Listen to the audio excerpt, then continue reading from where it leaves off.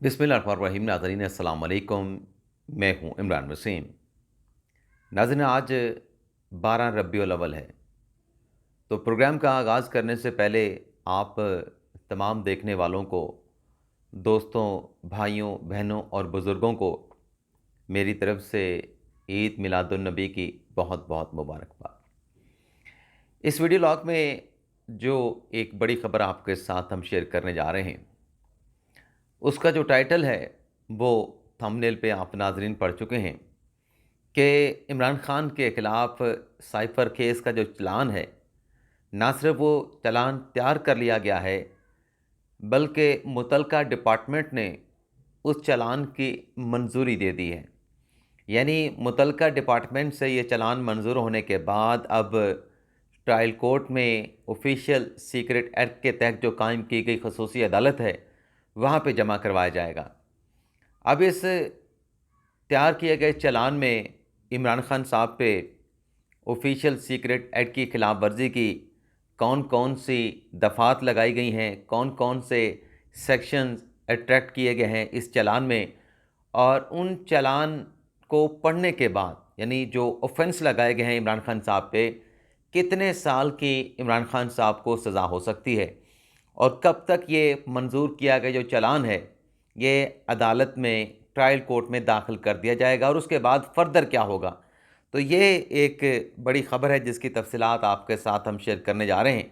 सबसे पहले इसी ख़बर पर बात करेंगे और फिर इसके बाद हमारे वीडियो लॉग की जो दीगर अहम ख़बरें हैं उनकी तफसीलात भी आपके साथ हम शेयर करेंगे। तो आप दोस्तों से दरख्वास्त है, हमारी एक्सक्लूसिव स्टोरी है और दरख्वास्त ये है कि चैनल को सब्सक्राइब कर लें, बेल आइकॉन का बटन प्रेस करें, वीडियो पसंद आए लाइक करें और दोस्तों के साथ शेयर भी करें। तो नाज़रीन, साइफ़र केस, जैसा कि आप जानते हैं कि 7 मार्च 2022 को ये साइफ़र आया और 8 मार्च को अगले दिन इमरान खान साहब के ख़िलाफ़ कौमी असम्बली में तहरीक अदम एतमाद मुश्तरका अपोजिशन की जानिब से जमा करवा दी गई। अच्छा, जब ये अदम एतमाद की तहरीक जमा हुई और 7 मार्च को साइफ़र आया, तो ख़ान साहब ने ग़ालिबन 12 मार्च को एक तकरीर की और ख़ान साहब ने शुक्र अदा किया कि मैं तो चाह रहा था, मेरी ख्वाहिश थी कि मेरे ख़िलाफ़ ये अदम एतमाद की तहरीक जमा करवाएँ। और ख़ान साहब ने दावा किया कि आप देखें कि मैं इन तीनों को, मौलाना को, शहबाज शरीफ को, नवाज शरीफ को और आसिफ अली ज़रदारी को एक बॉल से इनकी विकेट कैसे गिराता हूँ। तो ख़ान साहब जलसे करते रहे, मजमे करते रहे, रैलियाँ निकालते रहे और एक 27 मार्च को फिर ख़ान साहब ने ये किया कि ये जो साइफ़र था, ख़ान साहब ने इसे पीटीआई के जलसे में लहरा दिया, इसकी कॉपी साइफ़र की लहरा दी और दिखा भी दी। और फिर वहाँ से एक सिलसिला ख़ान साहब ने चलाया कि पूरा एक ख़ान साहब ने बयानिया बनाया। वो बयानिया क्या था? बयानिया ये था, ख़ान साहब ने कहा कि 7 मार्च को साइफ़र आता है, अमेरिका के डोनाल्ड लू की तरफ से, डिप्लोमेट्स की तरफ से पाकिस्तान को धमकी दी गई असद मीज़ के साथ मुलाकात में, और कहा यह गया कि इमरान खान को हटा दें तो ठीक, अदरवाइज़ पाकिस्तान को नताइज का सामना करना पड़ेगा। तो ख़ान साहब ने बयानिया ये बनाया कि ये अमरीकी साजिश के साथ जो है तहरीक अदम एतमाद मेरे ख़िलाफ़ जमा करवाई गई। 7 को साइफ़र आ गया और 8 को इन्होंने तहरीक अदम एतमाद जमा करवा दी। तो ख़ान साहब ने जब उनके ख़िलाफ़ अदम एतमाद की तहरीक कामयाब हुई, हुकूमत को नहीं माना, कौमी असम्बली से इस्तीफ़े दे दिए। इस्तीफ़ों का एक अपना मामला है कि पहले मंजूर करवाने के लिए अदालतों में गया और फिर जब मंजूर हो गए तो वो जो अप्रूवल थी उसको कलअदम करार देने के लिए अदालतों में चले गए। लेकिन दूसरी जानिब से अपोजिशन की जानिब से कहा गया कि ये कोई साजिश नहीं। कौमी सलामती कमेटी के 2 जो इजलास हुए इसी साइफ़र के मामले पे, जिसमें उस वक्त के आर्मी चीफ थे कमर जावेद बाजवा, डीजी ISI थे लेफ्टिनेंट जनरल नदीम अहमद अंजम साहब, उन दोनों मीटिंग्स के जो अलामिया जारी किए गए, ख़ान साहब के ख़ुद वज़ीर-ए-आज़म होते हुए और जब शहबाज शरीफ वज़ीर-ए-आज़म थे, वाज़ेह तौर पे लिखा गया कि साइफ़र में किसी किस्म की कोई साजिश नहीं है। जो ख़ान साहब ने बयानिया बनाया कि साजिश है, साजिश है, तो साजिश के हवाले से कहा गया कि जो एजेंसियों ने, खुफिया इदारों ने तहकीकात करके रिपोर्ट पेश की थी, उसमें कहा गया था कि ये साइफ़र में कोई हुकूमत को हटाने की कोई साजिश नहीं की गई। लेकिन बहरहाल ख़ान साहब की हुकूमत हट गई। उसके बाद ये हुआ कि शहबाज शरीफ साहब वज़ीर-ए-आज़म बन गए और निगरान अपने जो राना सनाउल्लाह साहब थे वो वज़ीर दाखिला बन गए। तो फिर इस मामले की तहकीकात करवाने का हुक्म दिया गया। अब FI ने इस मामले की तहकीकात का आगाज़ किया, क्योंकि तहकीकात FI को सौंपी गई। تو خان صاحب جو اس سائفر کے معاملے کی انویسٹیگیشن چاہ رہے تھے کہ اس کی تحقیقات کروائی جائیں، ویسے لیٹر خان صاحب نے چیف جسٹس کے بندیال صاحب کو بھی لکھا تھا، صدر صاحب نے بھی لیٹر بھیجا تھا، لیکن انہوں نے بھی اس معاملے کے اوپر کسی قسم کی تحقیقات کرنے سے یہ کہتے ہوئے انکار کر دیا تھا کہ یہ فارن آفس کا معاملہ ہے، یہ کوئی جوڈیشری کا معاملہ نہیں کہ اس کے اوپر کوئی انویسٹیگیشن کرائی جائے، کوئی بنیادی حقوق کا معاملہ نہیں، یہ وزارت داخلہ کا معاملہ ہے، وزارت داخلہ جانے، ہم اس میں کسی قسم کی مداخلت نہیں کر سکتے، ہمارا یہ ڈومین نہیں بنتا۔ تو جب ایف آئی اے نے تحقیقات کا آغاز کیا تو خان صاحب نے اس انویسٹیگیشن کو، انکوائری کو لاہور ہائی کورٹ میں چیلنج کر دیا۔ 7-8 ماہ تک وہ ایف آئی اے کی تحقیقات وہاں پہ رکی رہیں، اور پھر معاملہ یہ تیزی کے ساتھ اس طریقے سے آگے بڑھا کہ لاہور ہائی کورٹ نے اپنے حکم امتناع کو واپس لے لیا۔ جیسے حکم امتناع واپس لیا گیا، یہاں پہ آپ ناظرین کو یہ بتا دیں کہ یہ سائفر کے 2 انکوائریاں ہیں۔ ایک تو ہے جو سائفر کے حوالے سے جو آفیشیل سیکرٹ ایکٹ کی خلاف ورزی کی گئی، اور دوسرا وہ ہے کہ جو سائفر کو گم کر دیا گیا، جو سائفر کی گمشدگی کا معاملہ ہے، یہ الگ سے کیس ہے۔ تو اس میں جب لاہور ہائی کورٹ نے وڈرا کر لیا اپنا حکم امتناع، تو اس کے بعد پھر 5 اگست کو جو ایک ٹائم لائن ہے، یہ ٹائم لائن بھی آپ کے ساتھ شیئر کرنا ضروری ہے کہ 5 اگست کو خان صاحب توشہ خانہ کیس میں کنوکٹ ہو جاتے ہیں۔ لاہور سے ان کو گرفتار کیا جاتا ہے، لاہور سے گرفتار کر کے لانا اڈیالہ جیل تھا، لیکن پہنچا عمران خان صاحب کو جو ہے وہ اٹیک جیل دیا گیا۔ تو وہاں خان صاحب موجود تھے۔ اسی دوران یہ خبر سامنے آتی ہے کہ جو ابوالاسناد ذوالقرنین صاحب ہیں، جو کہ ATC عدالت کے جج ہیں، انہیں ایک اور ذمہ داری بھی سونپ دی گئی ہے کہ وہ آفیشیل سیکرٹ ایکٹ کے تحت جو جون 2023 میں عدالت بنائی گئی تھی اس کو پریزائڈ کریں گے، اس کے جج ہوں گے، اور یہ آفیشیل سیکرٹ ایکٹ کی خلاف ورزی کے جو اوفینسز ہوں گے ان پہ ابوالاسناد صاحب بھی سماعت کریں گے۔ تو نوٹیفیکیشن جاری ہو گیا، اور خبر یہ سامنے آئی کہ عمران خان صاحب کو جج ابوالاسناد صاحب کی عدالت میں ان کے حوالے سے معاملہ پیش کیا گیا، اور خان صاحب کو پیش کیے بغیر ایف آئی اے نے عمران خان صاحب کا جسمانی ریمانڈ مانگا، اور اس کے ساتھ بات کنیکٹ کی گئی کہ چونکہ جو توشہ خانہ میں سزا ہوئی ہے وہ منیمم سزا ہے تو یہ سسپینڈ ہو جائے گی۔ تو پھر یہ کیس سامنے آیا۔ اس میں جب 16 اگست کو اس کیس کی سماعت ہوئی ابوالاسناد ذوالقرنین صاحب کی عدالت میں 2023 کو، تو جج صاحب نے فزیکل ریمانڈ کی استدعا تو رد کر دی، لیکن خان صاحب کو 16 اگست سے یعنی 14 دن کے لیے 30 اگست تک جوڈیشل کر دیا گیا، اور اس کے بعد جو عدالت تھی آفیشیل سیکرٹ ایکٹ والی، اسے 30 اگست کو جو ہے وہ اٹک جیل میں منتقل کر دیا گیا۔ اٹک جیل میں جب سماعت ہوئی تو عمران خان صاحب کی ضمانت کی، شاہ محمود قریشی صاحب کی ضمانت کی درخواست دائر کر دی گئی، عدالت کے دائرہ اختیار کو چیلنج کر دیا گیا، اور اسی دوران جو عدالت میں اس کیس چل رہا تھا آفیشیل سیکرٹ ایکٹ والی میں، اسپیشل کورٹ میں، اس کی جورسڈکشن کو اسلام آباد ہائی کورٹ میں بھی چیلنج کر دیا گیا۔ تو 2 جگہ پہ کیسز آ گئے، لیکن بہرحال جب 30 اگست کو سماعت ہوئی تو یہ معاملہ 12 ستمبر تک ملتوی کر دیا گیا۔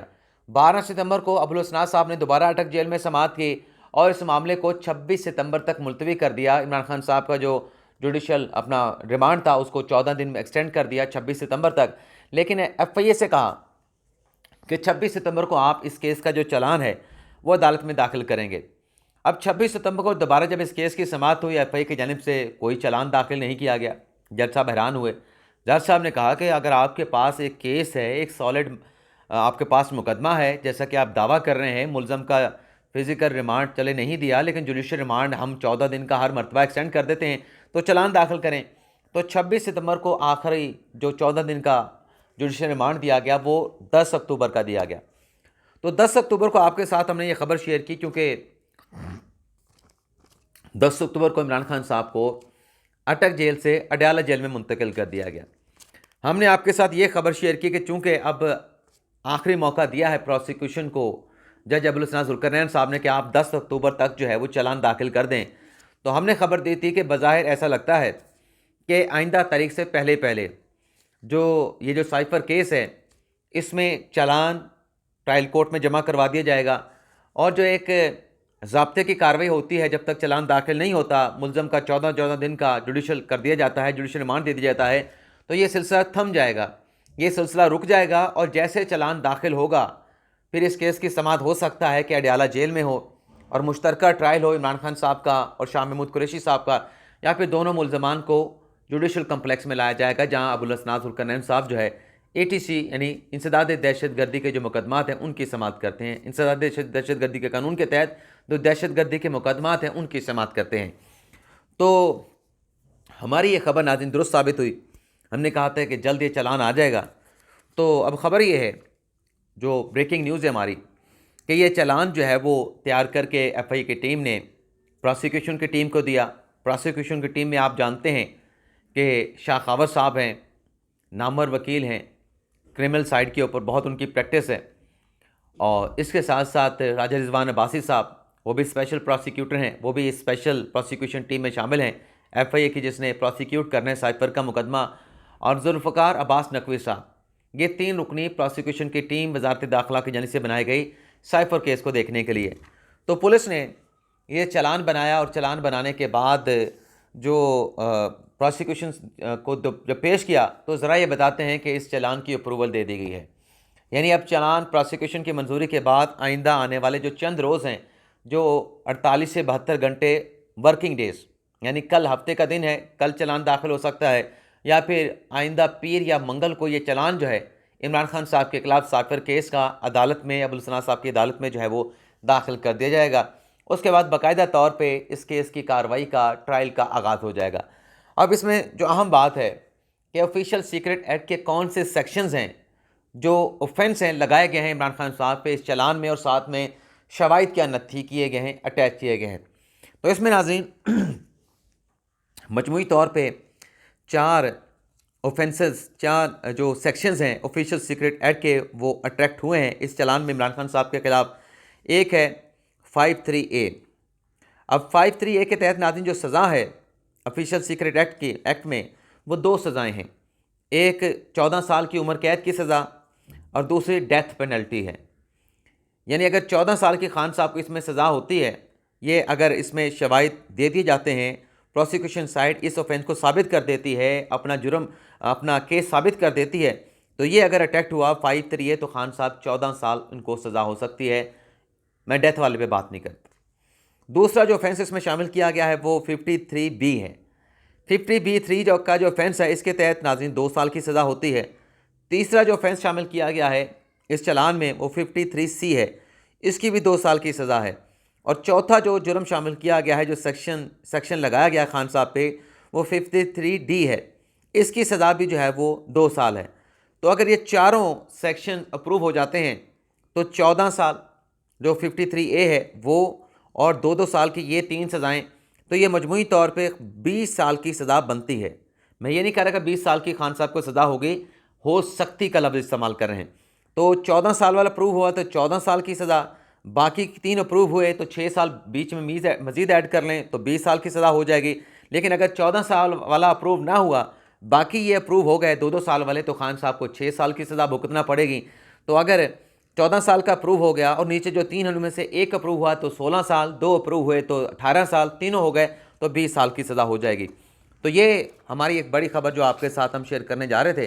اس کے علاوہ ناظرین ایک اور خبر بھی ہے، وہ ہے ناظرین جو فاروق حبیب صاحب گرفتار ہوئے. اب فاروق حبیب صاحب کو گرفتار کیا گیا، لیکن کسی کو معلوم نہیں تھا کہ کہاں سے گرفتار کیا گیا. لیکن اب یہ معاملہ بھی منظر عام پہ آ چکا ہے کہ فاروق حبیب صاحب PTI کے رہنما کو کہاں سے گرفتار کیا گیا.